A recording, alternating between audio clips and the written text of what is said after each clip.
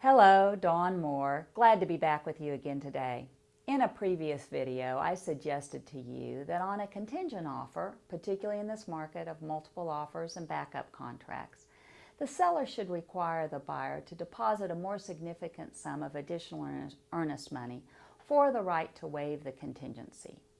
As we discussed, buyers are more willing to waive the contingency, although in fact they need to sell their home to buy this one, because they're thinking, after all, if the seller has received multiple offers on his home and backup contracts, it's not unreasonable to think that the buyer's home might not sell quickly. By requiring a more significant sum of earnest money to waive the contingency, the buyer will have to think harder before accepting that risk and waiving the contingency. In response to that video, many agents have told me that they encourage their sellers not to accept a contract contingent on the sale of another piece of property.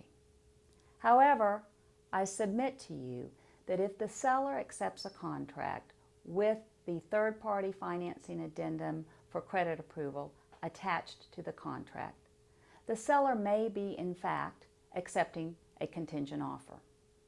The third-party financing addendum gives the buyer an out from the contract if the lender does not approve the buyer's assets, income, and credit history.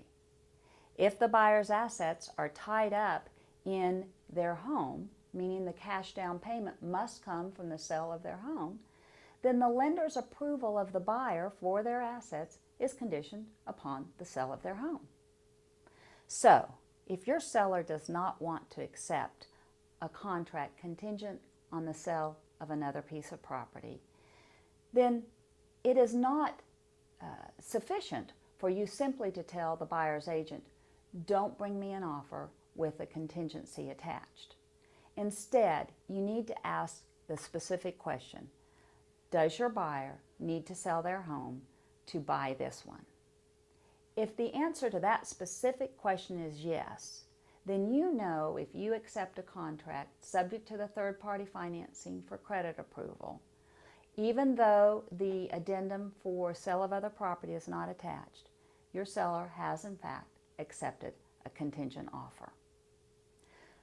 Stay tuned next week when I discuss the benefits to the seller for accepting an offer with the contingency and the addendum for sale of other property addendum attached to the contract. Thank you.